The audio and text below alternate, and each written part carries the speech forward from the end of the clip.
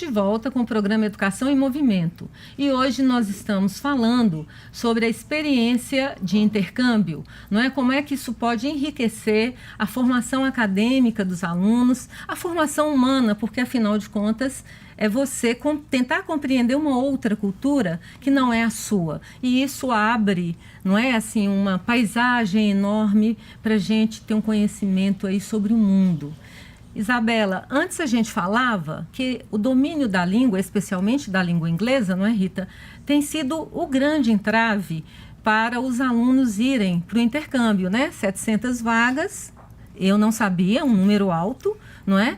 E aí nós temos vagas que sobram e principalmente por conta disso. Como é que foi para você, né? Você faz um curso de Relações Internacionais que por si só já exige, né, o domínio da língua.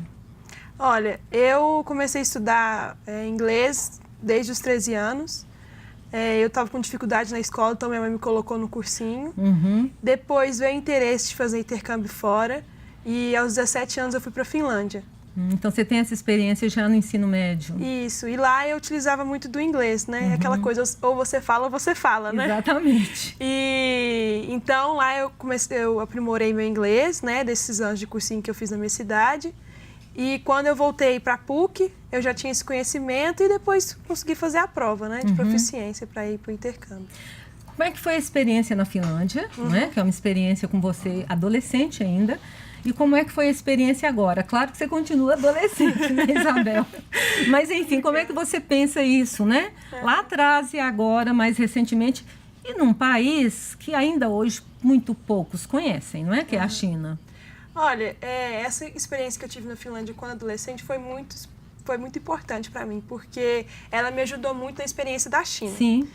Na Finlândia, como eu fui de ensino médio, eu fiquei em casa de família hospedeira, então lá eu tinha todo um apoio e o choque cultural não foi tão forte. Sei. E eu pude entender mais as diferenças culturais. Com isso, quando eu fui para a China, como é um país muito diferente, muito.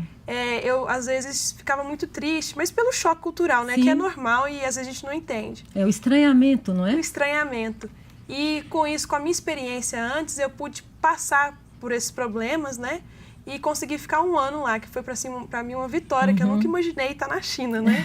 E conseguir ficar tanto tempo.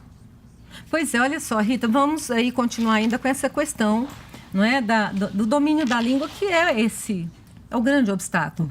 Na universidade, não é, a gente tem a chance, quer dizer, há pouco já pensou numa oportunidade de oferecer, não é, um curso de língua para os seus estudantes, pelo menos para aqueles que querem fazer intercâmbio, porque a gente sabe que a língua estrangeira que é ministrada no ensino médio, lá nos anos finais do ensino fundamental, é insuficiente, não é? Então, não é possível, né, ficar apenas com esta aprendizagem. Olha, numa situação ideal, essa é sim uma das demandas da assessoria de relações internacionais. A gente sabe que as universidades, principalmente no momento, estão passando por contingenciamento, etc. Sim. e tal.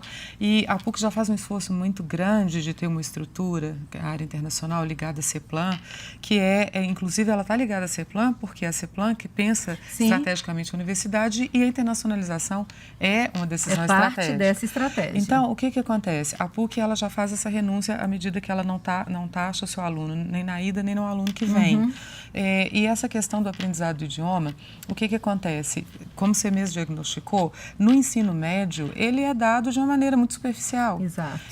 A carga horária é insuficiente. O aluno, né, precisa fazer fora, como você fez, né, Isabel? E quando chega na universidade, nós temos uma realidade que as instituições privadas no país, elas abrigam a maior parte dos alunos que têm o background econômico com mais dificuldade.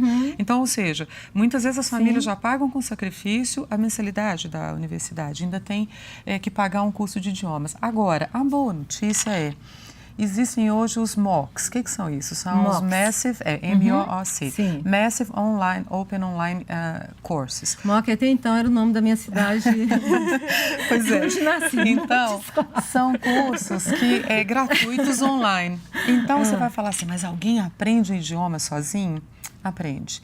Nós temos uma aluna, claro, a força de vontade tem que ser muito maior. muito pela maior. internet, Pela imagino, internet. né? Porque aí e é gratuito. facilita tudo, né? Hoje você tem vários cursos, você tem diferentes conteúdos gratuitos, você tem Harvard colocando, você tem o MIT, você tem a USP, você tem um monte de lugar colocando conteúdos gratuitos. E tem também os cursos de idioma. Mas olha só, então, para o aluno que tem essa força de vontade de aprender outro idioma e não tem condição financeira, existe essa possibilidade. O ideal é que as universidades pudessem oferecer, inclusive as instituições privadas, claro que sim.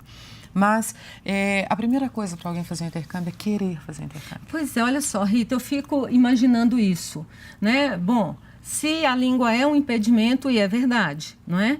E se a gente sabe que o ensino, né, que antecede o ensino superior, ele não é nem inadequado, ele é insuficiente. Não é? E nós não temos uma tradição, tem mais isso, de aprendizagem de língua estrangeira no nosso país. Não é? É algo muito recente. Né?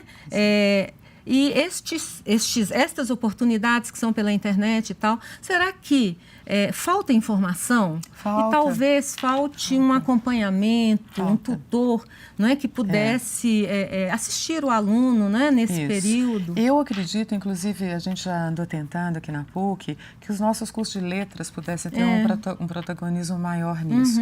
A gente se depara com uma série de dificuldades, mas assim, o que a gente tem funcionando e funcionando muito bem são essas parcerias bilaterais em que o aluno participa, né, com essa média 70, com o certificado de proficiência, no espanhol, no francês, no inglês, etc. Com o idioma inglês, italiano também, né? Com o idioma inglês, a gente é o contrário, a gente tem até mais procura do que vaga. Com os outros idiomas, aí sim é um problema. E, como eu disse, dói o coração você ter 10 vagas na Sorbonne e ocupar 2. Como é um problema na China. Eu me lembro que quando eu estive lá, né, o grande problema deles, inclusive econômico e não apenas cultural, era a presença, não era a população, né, parte dessa população, enfim, ou pelo menos os estudantes, os empresários dominarem a língua inglesa, né? Porque é isso que você falou, é a língua que é canal para o mundo. E, Isabel, você que tem um domínio da língua inglesa, né, foi para uma realidade, pelo menos do ponto de vista cultural, ainda não tão integrada, não é? A chamada sociedade mundo, e num país em que não existe uma língua, quer dizer, existe a língua oficial, mas existem vários dialetos. Como é que foi para você interagir, não é, com as pessoas, com os grupos, na escola, diante desta realidade? Olha, dentro da universidade o inglês era... eu não passava nenhuma dificuldade lá. Às vezes porque a gente, nas universidades na China, eles têm muitos restaurantes. É verdade. Quando eu estive lá, eu pude ver isso. Então, no começo, a gente ia sempre para restaurante, nós intercambistas, íamos sempre nos restaurantes que tinham foto. Então, foto das comidas. Então, a gente apontava. A gente virava e falava assim, isso aqui, e entendiam. Com as pessoas, assim, na universidade, a universidade lá tem acho que todas da China, que eu escutei de outras pessoas também, tem uma estrutura muito grande para receber o intercambista, porque eles já sabem que o mandarim é muito difícil e ninguém vai chegar falando mandarim. E uma das grandes conquistas para eles hoje, numa economia global, é exatamente o domínio da língua que os permite, né, acessar todos em qualquer lugar, né? E o interesse que eles têm de aprender o inglês é muito grande. Tanto é que lá a gente participava de encontros, eram uma vez ao mês, para ensinar os chineses a falar inglês. Então, eles sempre pediam voluntários. Eu sempre voluntariava, porque lá a gente tinha voluntários também cuidando da gente, então por que não, né? Claro, é uma troca, não é, Isabel? É uma troca. Aliás, a essência do intercâmbio, né? É a troca, não é, Rita? Olha só, o assunto é muito rico, né?